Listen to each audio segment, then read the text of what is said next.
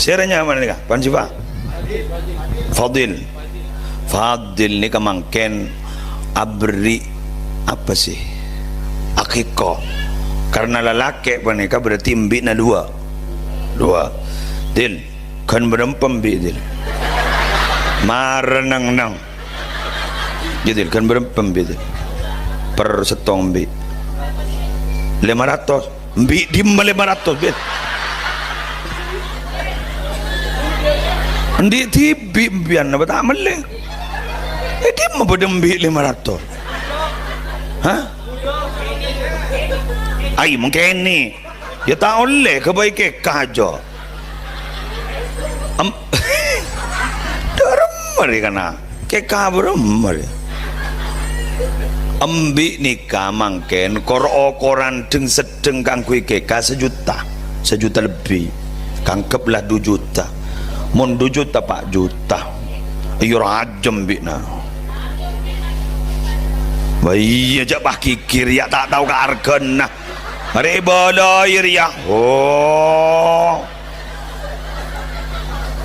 gula ngalak si paling raja ni kamon 2 juta mon ngalak si paling raja negara raja 2 juta ni pon mau ni perpu orang yang serupu ni kak 2 juta teti mon 2 pak ju saya tak langkong saya nyaman anak nambian ni saya lancong sebut siapa nyaman Sidan oh Sidan tukang tendang balor ya Zidan ini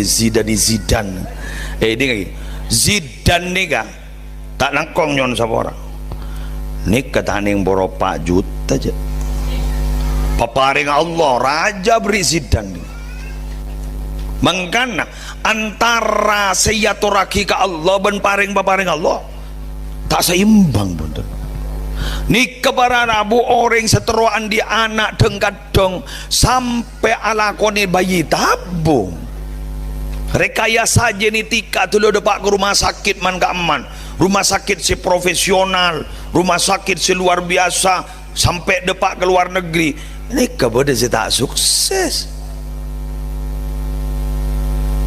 padang kadang ngembian potran apa teke kai kan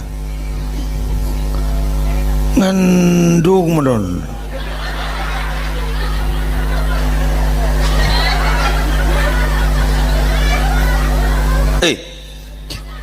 bah kula mata orang ke kain ni kata usah kotunang ke pengajian sepenting sambian ambil beli masak pas aturaki ke orang karena sunnah akikoh ni ke bagi masakna makilah tak usah mat selamat dan pada lepas popolong napa boleh bagi bodoh selamatan king tak usah nete pas dulu selamatan jurajo sampai bagi ngunjung ke musleh iya mau nanti maksudnya benih ke musleh nah ini ka persiap na nika son nikah ban lain ini kok banyak jadi tidak usah semeriah